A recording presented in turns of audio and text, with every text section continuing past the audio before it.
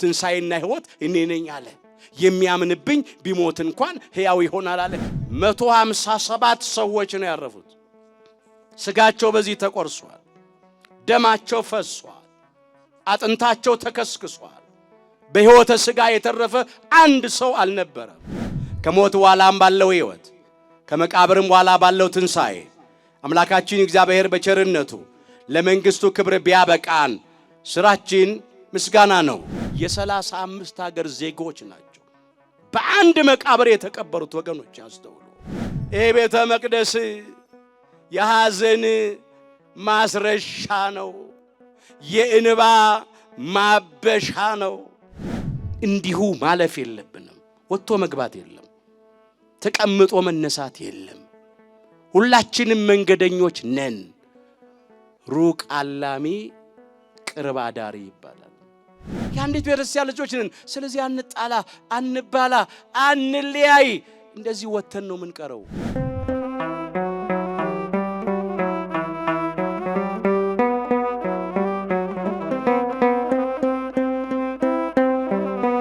እንደምን አረፈዳችሁ። በቸርነቱ ሳይገባን የኃጢአታችንን ብዛት የሰውነታችንን ክፋት ተመልክቶ ሳያጠፋን ዕድሜ ለንስሐ ሰጥቶ ዳግም በዚህ በቅድስናው ስፍራ ሰብስቦ ስሙን እንድንጠራ ቃሉንም እንድንሰማ የፈቀደልን የአባቶቻችን የቅዱሳን አምላክ የሰራዊት ጌታ እግዚአብሔር ስለማይነገረው ስጦታው ክብርና ምስጋና ይግባው። የእናታችን የእመቤታችን የቅድስተ ቅዱሳን የድንግል ማርያም የወላዲተ አምላክ ረድኤትና በረከት ለዘላለሙ በሁላችን ላይ አድሮ ይኖር። መጽሐፍ አሕዛብ ሁላችሁ እጆቻችሁን አጨብጭቡ፣ በደስታ ቃልም ለእግዚአብሔር እልል በሉ ተብሎ በዳዊት መዝሙር 46 ቁጥር 1 ላይ ተመዝግቧል። እስቲ ባካችሁ ይሄንን ያሳየንን አምላካችን እግዚአብሔርን በደንብ አድርጋችሁ ወንዶች በጭብጨባ ሴቶች በእልልታ አመስግኑ። ለአምላካችን ለእግዚአብሔር ከምንሰዋቸው መስዋዕት መካከል አንዱ የምስጋና መስዋዕት ነው። ከሞት በኋላም ባለው ሕይወት ከመቃብርም በኋላ ባለው ትንሣኤ አምላካችን እግዚአብሔር በቸርነቱ ለመንግሥቱ ክብር ቢያበቃን ሥራችን ምስጋና ነው። እንደ ብርሃናውያኑ፣ እንደ ሰማያውያኑ፣ እንደ እሳታውያኑ፣ እንደ ቅዱሳን መላእክት ምስጋና ነውና ይሄንን ያሳየንን ለዚህ ቀን ለዚህ ክብር ያበቃንን አምላካችን እግዚአብሔርን በደንብ አድርጋችሁ አመስግኑት። አምላካችን እግዚአብሔር ምስጋናችንን ይቀበልልን። በድጋሚ ለወንድማችን ለመምህር ባህሩ አምላካችን እግዚአብሔር ቃለ ሕይወት ያሰማልን። ቤተ ክርስቲያንን የሚያገለግልበትን ጸጋ ከረጅም ዕድሜ ጋር አምላካችን እግዚአብሔር አብዝቶ ያድልልን። ምናልባት ብዙ ማለት አልፈልግም። እንደው ግድ ስለተባልኩ ስለታዘዝኩ ነው የምቆመው። ለሁሉ ጊዜ ከእናንተ ጋር አለው። እግዚአብሔር እንደፈቀደ አገለግላችኋለሁ። ግን ጥቂት ነገር የዕለቱን ነገር አስመልክቶ ከኋላም ትንሽ ነገር አንስተን እንመለከትና እንጠቀልለዋለን። እስቲ ከኔ ጋር በሉ፣ የእግዚአብሔርን ቤት ቅዳሴ በሉ። በደስታ አደረጉ። መጽሐፈ ዕዝራ ምዕራፍ 6 ቁጥር 16። ይህንን ኃይለ ቃል ያነሳሁት አሁን ያለንበት ጊዜ በዚህ ስፍራ የዚህን በእናታችን በእመቤታችን በቅድስት ልደታ ማርያም ስም የታነጸው ሕንፃ ቤተ መቅደስ ትላንት በብፁዓን አበው ሊቃነ ጳጳሳት ተባርኮ ዛሬ ቤቱ ቤተ መቅደሱ በቅዳሴ እየከበረ ያለበት ቀን ስለሆነ ነው። በደንብ እንድትሉ ትፈልጋለሁ። የእግዚአብሔርን ቤት ቅዳሴ በሉ። በደስታ አደረጉ። የእግዚአብሔርን ቤት ቅዳሴ በምን አደረጉ? በደስታ አደረጉ። በደስታ ያደረጉት የእግዚአብሔርን ቤት ምንድነው? ቅዳሴ። በደንብ አድርጋችሁ ደስታችሁን ግለጡ አለ እግዚአብሔር። ይሄ ቃል አስቀድሞ የተነገረው በዘሩባቤል ዘመን 46 ዓመት ፈይቶ ስለተሰራው ቤተ መቅደስ ነው። በየጊዜው ከዚያ በኋላ በብሉይ ኪዳንም በአዲስ ኪዳንም ቤተ ክርስቲያን በአዲስ ኪዳን እየታነጸ ሲያልቅ በዋዜማው ይባረካል። ደግሞ በዕለቱ እንደዚህ ቤቱ በቅዳሴ ይከበራል። ከዚህ የተነሳ ነው ቤቱ በቅዳሴ የከበረበት ስለነበር። ትላንት ዋዜማ ነው። ሊቃውንቱ እንደ መላእክት ማህሌቱን አድረዋል። ጠዋት ደግሞ በኪዳንና በቅዳሴ ቤቱ ከብሯል። አሁን ታቦተ ሕጉ ደግሞ ወጥቶ እየባረከን ነው። ይሄ የእግዚአብሔር ፈቃድ ነው። ቤተ መቅደሱም ቀድሞ እንዲሰራ ያዘዘ የፈቀደ አምላካችን እግዚአብሔር ነው። በመካከላቸው አድር ዘንድ መቅደስ ይስሩልኝ ነበር ያለው። በዚህ በኦሪት ዘጸአት ምዕራፍ 25 ቁጥር 8 ላይ የተመዘገበ ኃይለ ቃል ነው። የመጀመሪያው ሕንጻ ቤተ መቅደስ ከድንኳን ነበር የተሰራው። ደብተራ ኦሪት ይባል ነበር። የመገናኛ ድንኳን ይባል ነበር። ተንቀሳቃሽ ነበር። በየስፍራው እየወሰደ ሊቀ ነቢያት ሙሴ ይተክለው ነበር። እስከ ሶሎሞን ዘመን ድረስ የድንኳን ቤተ መቅደስ ነበር። በሶሎሞን ዘመን ቋሚው ሕንጻ ቤተ መቅደስ 20 ዓመት ፈይቶ ተሰራ። ከዛ ቤቱ በቅዳሴ ተከበረ። በኃጢአታቸው ምክንያት ፈረሰ። እንደገና በዘሩባቤል ዘመን 46 ዓመት ፈይቶ ሶስተኛው ሕንጻ ቤተ መቅደስ በብሉይ ኪዳን ተሰራ። ከዚያ በሐዲስ ኪዳን በፊልጶስ ከተሰራው የመጀመሪያው ሕንጻ ቤተ ክርስቲያን በፊልጵስዩስ ከተሰራው በእመቤታችን ስም ከተሰየመው ቤተ ክርስቲያን አንስቶ እስካሁን ድረስ ብዙ አብያተ ክርስቲያናት እየታነጹ ቤታቸው በቅዳሴ እየተከበረ ነው። ይህም ደግሞ አሁን አንዱ ነው። ከዛሬ 6 ዓመት ከ11 ወር በፊት ዛሬ የካቲት 1 2018 ዓመተ ምህረት ነው። አደጋው በዚህ ስፍራ የደረሰው 2011 ዓመተ ምህረት መጋቢት 1 ቀን ነበር። ሁላችን እንደምናውቀው አንድ የኢትዮጵያ አየር መንገድ የሆነ ባለሳሳት የበረራ ቁጥሩ 332 የሆነ ከአዲስ አበባ ተነስቶ ወደ ኬንያ ናይሮቢ የሚጓዝ አይሮፕላን ነበር። 6 ደቂቃ ነው የተጓዘው። 6 ደቂቃ እንደተጓዘ በዚህ ስፍራ ተከሰከሰ። በውስጡ የተሳፈሩት 157 ሰዎች ነው ያረፉት። ስጋቸው በዚህ ተቆርሷል። ደማቸው ፈሷል። አጥንታቸው ተከስክሷል። በሕይወተ ሥጋ የተረፈ አንድ ሰው አልነበረም። ከ35 የተለያዩ ሀገር የመጡ ተጓዦች ነበሩ። የ35 ሀገር ዜጎች ናቸው በአንድ መቃብር የተቀበሩት። ወገኖች ያስተውሉ። ከዚህ ውስጥ 17ቱ የኢትዮጵያ ኦርቶዶክሳዊ ተዋሕዶ ልጆች ናቸው። አንዱ ሌላ ኢትዮጵያዊ ያለ ምክትል ካፒቴኑ እሱ ሙስሊም ነው። እነዚህ ግን 17ቱ የክርስቲያን ቤተሰቦች ናቸው። አስተውሉ ወገኖቼ። ዛሬ አሁን እዚህ ቦታ ይህ ሕንጻ ቤተ መቅደስ ታንጾ ቤተ መቅደሱ በቅዳሴ ቤቱ ለመከበሩ ምክንያቶቹ እነኚህ 17ቱ የኢትዮጵያ ኦርቶዶክሳዊ ተዋሕዶ ቤተክርስቲያን ቤተሰቦች ናቸው። 16ቱ ኢትዮጵያውያን ናቸው ሟቾቹ። 17ኛው ግን የውጭ ሀገር ዜጋ ነው። ባለቤቱ ግን ኢትዮጵያዊት ናት። ይህ ነው ምክንያቱ። ከዚህ ተወስዶ ስጋቸው ከተቆረሰበት፣ ደማቸው ከፈሰሰበት፣ አጥንታቸው ከተከሰከሰበት ተወስዶ አጽማቸው በቅድስት ሥላሴ መንበረ ጸባዖት ቅድስት ሥላሴ ካቴድራል አርፏል። በየዓመቱ መጋቢት 1 ቀን የመታሰቢያ ጸሎት እዚህ ይደርሳል። ዝክር ይደረጋል። ቤተሰቦቹ ተወያዩ። ስንነጋገር እንደዚሁ ከሚቀር ያረፉት በልደታ ለማርያም ቀን ነው። መጋቢት 1 ቀን በልደታ ስም ቤተ ክርስቲያን እዚህ ቦታ ቢታነጽ የሚል ጥያቄ ቀረበ። እግዚአብሔር ፈቀደ። ጥያቄውን ለሀገረ ስብከቱ አቀረብን። ለብፁዕ አባታችን አቡነ ጎርጎርዮስ ትላንት ተገኝተው ባርከዋል። ምስክርነትም ሰጥተው ነው ያለፉት። በአንድ ቃል ነው ልጆቼ እሺ ያሉት። ያለ ምንም ውጣ ውረድ ማለት ነው ተፈቀደ። የልደታ ማርያም ታቦት የቃል ኪዳን ታቦት መጣ። እዚህ ባለወልድ ቤተክርስቲያን አለ ማዶ፣ በዚያ በክብር ተቀመጠ።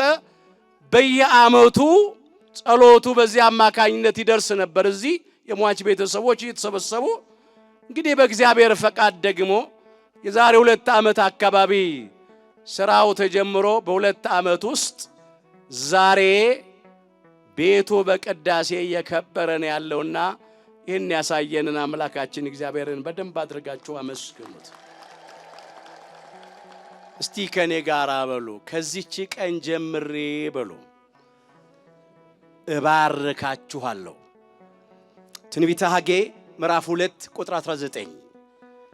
በዚህ ስፍራ ይህንን ቃል የተናገረው አምላካችን እግዚአብሔር ነው። የተናገረውም በነብዩ ሐጌ ላይ አድሮ ለሕዝበ እግዚአብሔር ለእስራኤል ዘሥጋ ነው። በዘሩባቤል ዘመን 46 ዓመት የፈጀው ቤተ መቅደስ ከተጠናቀቀ በኋላ ቤተ መቅደሱ ቤቱ በቅዳሴ በከበረ ዕለት እግዚአብሔር የገባው ቃል ኪዳን ነው። ከዚህች ቀን ጀምሬ እባርካችኋለሁ።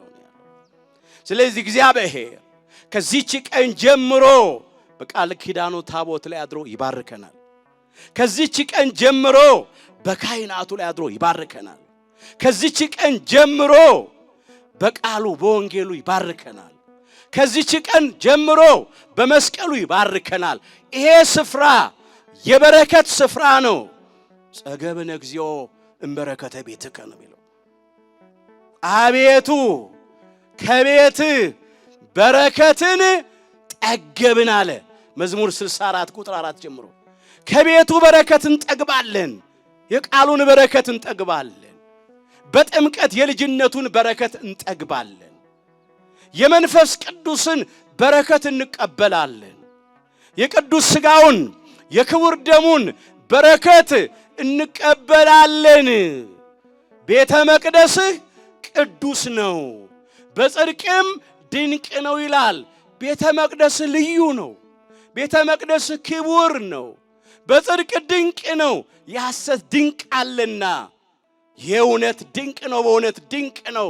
ለምን? ህብስቱ ተለውጦ ነፍስ የተለየው መለኮት የተዋሃደው የአምላክ ቅዱስ ሥጋ ይሆናል። ወይኑ ተለውጦ ነፍስ የተለየው መለኮት የተዋሃደው የአምላክ ክቡር ደም ይሆናል።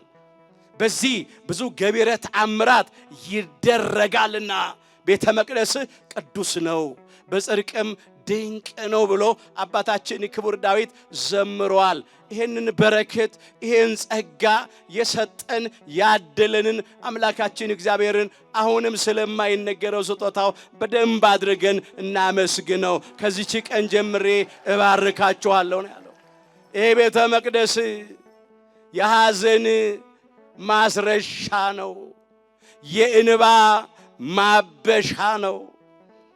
በዚህ ስፍራ ቤተሰቦቻቸውን ያጡ እጅግ በሐዘን ልባቸው ተሰብሮ ነበር። በተለይ ከነኚህ ውስጥ ደግሞ ቤተክርስቲያኑን ለማነጽ ለመስራት የታደሉትና አስተዋጽኦ ያደረጉት 7ቱ ቤተሰቦች ናቸው። እነኚህን አነሳለሁ ግድ ስለሆነ ማለት ነው። በመጀመሪያ የአያንቱ ግርማዬ ቤተሰቦች፣ አዎ እናቷ ወይዘሮ ከበው ለገሰ ወይም ክበማርያም ይባላሉ። አባቷ ደግሞ ቅድም ዘገባውን ያቀረቡት አቶ ግርማዬ ናቸው። በእውነት ሁሉን ነገር ትተው ከዚህ ቦታ ሳይለዩ ገንዘብ ማዋጣት ብቻ አይደለም፣ ጉልበታቸውንም ጊዜያቸውንም ዕውቀታቸውንም ሐሳባቸውንም በመስጠት ይሄ ቤተ መቅደስ ተሰርቶ እዚህ እስኪደርስ ድረስ ዋጋ ከፍለዋል። የአያንቱ ግርማዬ እናትና አባት በደንብ አድርጋችሁ አመስግኑልኝ ባካችሁ ከልብ። አዎ እሷ ከአይሮፕላን የመስተንግዶ ሰራተኞች አንዷ ነበረች፣ ከሆስተሶቹ አንዷ ነበረች። አያንቱ ግርማዬ ማለት የቃሊቲ ቅዱስ ገብርኤል ቤተክርስቲያን የሰንበት ተማሪ ነበረች። አሁን የምታዩአቸው የቃሊቲ ገብርኤል የደብረ አስተዳዳሪ ስብከተ ወንጌል ክፍል ኃላፊ የቃሊቲ ቅዱስ ገብርኤል ሊቃውንቱ በሙሉ ማህሌቱን አድምቀው ያደሩት አሁንም ጧት ወረቡን ሲወርቡ የነበሩ ሰንበት ተማሪዎቹ የቃሊቲ ገብርኤል አካባቢ ያጥያው ምእመናንና ምእመናት ናቸው። አብዛኛው እዚህ የተገኙት ልጃቸው አያንቱ ግርማዬን ስላጡ እሷን አስበው ነው የመጡት። በደንብ አድርጋችሁ ቤተክርስቲያኑንና የቤተክርስቲያኒቱን አገልጋዮች ሊቃውንቱን፣ ካህናቱን፣ ዲያቆናቱን፣ ሰንበት ተማሪዎቹን በደንብ አድርጋችሁ አመስግኑልኝ። በደንብ አድርጋችሁ አመስግኑልኝ። በመጀመሪያ ይሄ ቤተሰብ ነው። ከሰባቱ ቤተሰብ አንድ ቤተሰብ። ሁለተኛ ቤተሰብ የስንታየው አይመኩ ቤተሰብ ወይም ሳህለ ማርያም ነው የሚባለው። የአይንቶ ግርማዬ ክርስትና ስሟ ዓመተ ገብርኤል ነው። መጨረሻ በጸሎት ይታሰባሉ ዓመተ ገብርኤል። ሁለተኛ የተሳተፉት እነሱ ናቸው፣ አቶ ስንታየው አይመኩ ቤተሰብ ወይም ሳህለ ማርያም። ሶስተኛ የወጣት ሙሉ ሰው ዓለሙ ወይም ተክለ ማርያም ይባላል። ሙሉ ሰው ደግ የነበረ እግዚአብሔርን የሚፈራ በጣም ትሁት ልቡ የተሰበረ የተለየ ሰው ነበረ። በወጣትነቱ ነው እሱም ያለፈው። የሱ ቤተሰቦች ናቸው ሶስተኛ አስተዋጽኦ ያደረጉት ይሄን ቤተክርስቲያን ለመስራት። አራተኛ የማየ ገነት ወርቁ ወይዘሮ ማየ ገነት ወርቁ ወይም አጸደ ማርያም ይባላል። እሳቸው ትንሽ ከሌሎቹ እድሜያቸው እንትን ይላል። የእሳቸው ቤተሰቦች ናቸው ሌላው አራተኛ አስተዋጽኦ ያደረጉት። አምስተኛ አስተዋጽኦ ያደረጉት ሳራ ቻላቸው እሷም አንድ ፍሬ ልጅ ነበረች ወይም ወለተ ወልድ ትባላለች። እሷ ናት። አምስተኛ የእሷ ቤተሰቦች ናቸው አስተዋጽኦ ያደረጉት። ሌላው ስድስተኛ ምዕራፍ ይርጋለም ወይም ወለተ ስላሴ ትባላለች። እቺም ደግሞ ከመስተንግዶ ሰራተኞች አንዷ ነበረች፣ ከወሰሶቹ አንዷ ነበረች። የእሷ ቤተሰቦች ናቸው በዚህ ስራ የተሳተፉት። ሰባተኛውና የመጨረሻው የተአምራት ዓለሙ ወይም የኃይለ ጊዮርጊስ ቤተሰቦች ናቸው። እነኚህ ሰባቱ ቤተሰቦች ናቸው በብዙ ሚሊዮን ብር አውጥተው ይህን የመሰለ ህንፃ ቤተ መቅደስ ዛሬ ተሰርቶ እዚህ እንዲደርስ ያበቁት። እነኚህን ቤተሰቦች በደንብ አድርጋችሁ አመስግኑልኝ ወገኖቼ። ቤተሰቦቻቸው እነሱም ሌሎቹም ቢሆኑ አይደለም ክርስቲያኖቹ የኢትዮጵያ ኦርቶዶክሳዊ ተዋሕዶ ቤተክርስቲያን ልጆች የሆኑት ቀርቶ ሌሎቹም ቢሆኑ በስጋ ቢሞቱ ስማቸው አልሞተም። ስማቸው ከመቃብር በላይ ነው። በእነሱ ምክንያት ይህን የመሰለ ህንፃ ቤተ መቅደስ ታንጿል። በእነሱ ምክንያት ብዙ ሰው ደግሞ አሁን በህይወት ይኖራል። እነሱ በስጋ ሞተዋል፣ ግን በህይወት ብዙ ሰው በእነሱ ምክንያት ይኖራል። ብዙ ያላመኑ እዚህ ያምናሉ፣ ያልተጠመቁ ይጠመቃሉ። በዚህ ስፍራ ብዙዎች ሀብተ ወልድ ስመ ክርስትና ይቀበላሉ። ከማይጸኔ ዮርዳኖስ ከጸጋ መንፈስ ቅዱስ ዳግም በጥምቀት ይወለዳሉ። እነሱ ከዛሬ ጀምሮ በሞታቸው በመቃብራቸው ላይ በእነሱ ምክንያት ገና ብዙዎች ይወለዳሉ። ክብር ምስጋና ለአምላካችን ለእግዚአብሔር ይሁን። ገና ይወለዳሉ። ቤተሰቦች፣ ልጆቻቸው የሞቱባቸው ወላጆች፣ ባል የሞተብሽ ሚስት፣ ሚስት የሞተችብህ ባል፣ ወንድማችሁ የሞተባችሁ፣ እህታችሁ የሞተችባችሁ ወገኖቻችን ሞቱ አትበሉ። ለምን? ስራቸው ሕያው ነው፣ ስማቸው ሕያው ነው። በተለይም ክርስቲያኖቹ፣ በተለይም ይህን ቤተክርስቲያን ያሳነጹት ቤተሰቦች ደስ ይበላችሁ፣ እግዚአብሔርን አመስግኑ፣ ደስ ይበላችሁ። አነ ውእቱ ትንሣኤ ወሕይወት ዘያምን ብየ እምኔ ሞተ ያዩ አምላካችን ኢየሱስ ክርስቶስ ትንሣኤና ሕይወት እኔ ነኝ አለ። የሚያምንብኝ ቢሞት እንኳን ሕያው ይሆናል አለ። የዮሐንስ ወንጌል ምዕራፍ 11 ቁጥር 25 ላይ እውነት ነው። እሱ ትንሣኤ ነው፣ መቃብር እንድል አድርጓል። እሱ ሕይወት ነው፣ ሞትን አሸንፏል። ስለዚህ ምን አለ? የሚያምንብኝ ቢሞት እንኳን ሕያው ይሆናል። ስለዚህ አምኖ ነው የሞቱት፣ ተጠምቀው ነው የሞቱት። የቤተክርስቲያን አገልጋዮች ነበሩ ክርስቲያኖቹ። ስለዚህ በስጋ ቢሞቱ በነፍስ አይሞቱ። አንድ ጊዜ ቢሞቱ ሁለተኛ አይሞቱ። በስጋ ቢሞቱ ቢቀበሩ ቢፈርሱ ቢበሰብሱ ሞተው ተቀብረው ፈርሰው በስብሰው አይቀሩም። ከሞት በኋላ ሕይወት አለ፣ ከመቃብር በኋላ ትንሣኤ አለ። የሁላችንንም ትንሣኤ የክብር ያድርግልን። በሞታቸው እንኳን ታሪክ ሰርተው ነው ያለፉት። በሕይወተ ሥጋ ያላችሁ ቤተሰቦች ይህንን ማድረጋችሁ ደስ የሚያሰኝ ነገር ነው። ሌላ አንድ ነገር እጠቆማችኋለሁ። እንዲሁ ማለፍ የለብንም። ወጥቶ መግባት የለም፣ ተቀምጦ መነሳት የለም። ሁላችንም መንገደኞች ነን። ሩቅ አላሚ ቅርብ አዳሪ ይባላል። 157ቱም ተሳፋሪዎች ብዙ አቅደው ነበር። ልዩ ልዩ ቋንቋ ይናገራሉ። የቆዳ ቀለማቸው ይለያያል፣ ባህላቸው ይለያያል፣ ሃይማኖታቸው ይለያያል፣ ጾታቸው ይለያያል። ግን የአዳም ዘሮች ናቸው፣ ሰዎች ናቸው። ከልዩ ልዩ ሀገራት ነው የመጡት። በአንድ አይሮፕላን ተሳፍረው ተጓዙ። እዚሁ አንድ መቃብር ቀሩ። ሰዎች ሁሉ አንድ ወገን ነን። እስቲ በሉ ከኔ ጋራ በምድር ሁሉ ላይ በሉ እንዲኖሩ የሰውን ወገኖች ሁሉ ከአንድ ፈጠረ። የሐዋርያት ሥራ ምዕራፍ 17 ቁጥር 26 በምድር ሁሉ ላይ እንድንኖር የሰውን ወገኖች ሁሉ ከአንድ ከአዳም ፈጠረ። የሁላችን አባት አዳም ነው። የሁላችን እናት ሔዋን ናት። አዳም እንኳን ከጎኑ ሔዋንን አውጥቷል። ሔዋን ከአዳም ጎን የወጣችው።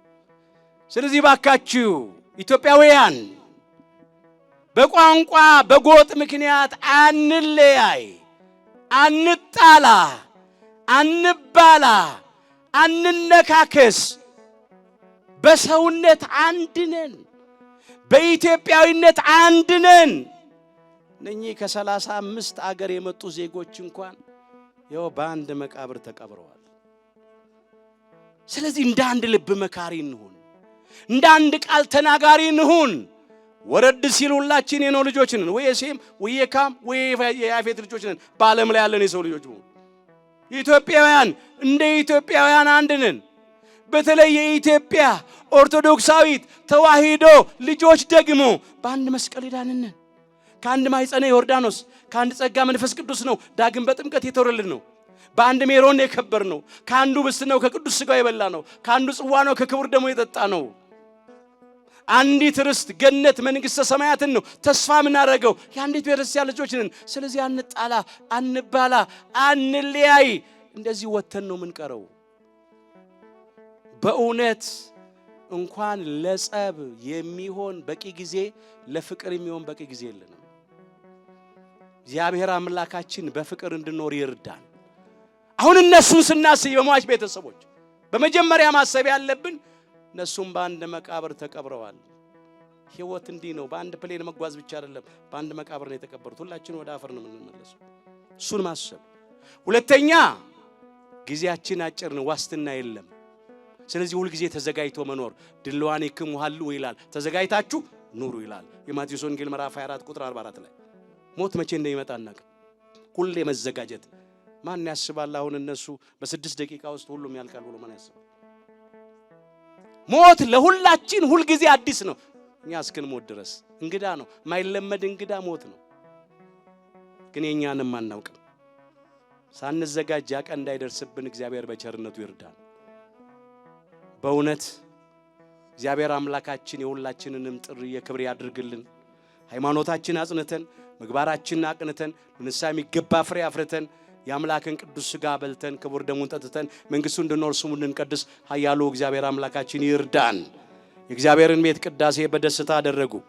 መጽሐፈ ዕዝራ ምዕራፍ 6 ቁጥር 16 ለመጨረሻ ጊዜ እግዚአብሔርን በደንብ አድርጋችሁ አመስግኑት።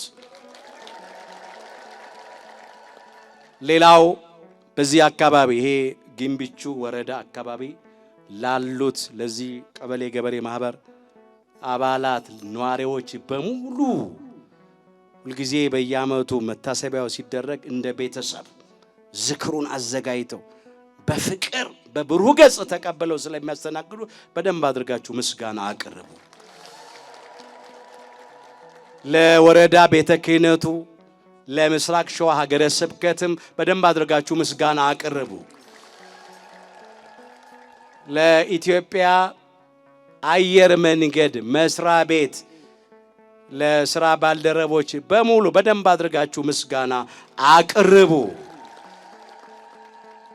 ለቃሊቲ ቅዱስ ገብርኤል ቤተክርስቲያን ለደብሩ አስተዳዳሪ፣ ለስብከተ ወንጌል ክፍል ኃላፊው፣ ለሊቃውንቱ፣ ለካህናቱ፣ ለዲያቆናቱ፣ ለሰንበት ትምህርት ቤት ወጣቶች በደንብ አድርጋችሁ ለራሳችሁ ለምእመናትም በደንብ አድርጋችሁ አመስግኑ። ለቅኖች ምስጋና ስለሚገባ ወገኖች በአጠቃላይ በገንዘባችሁ፣ በጉልበታችሁ፣ በእውቀታችሁ፣ በሐሳባችሁ፣ በጊዜያችሁ፣ በጸሎታችሁ ሁሉ ይሄ ቤተ መቅደስ ከመጀመሪያ ጀምሮ ተሰርቶ እዚህ እስኪደርስ ድረስ ዋጋ ለከፈላችሁት ሁሉ እግዚአብሔር ሰማያዊን ዋጋ ይክፈላችሁ።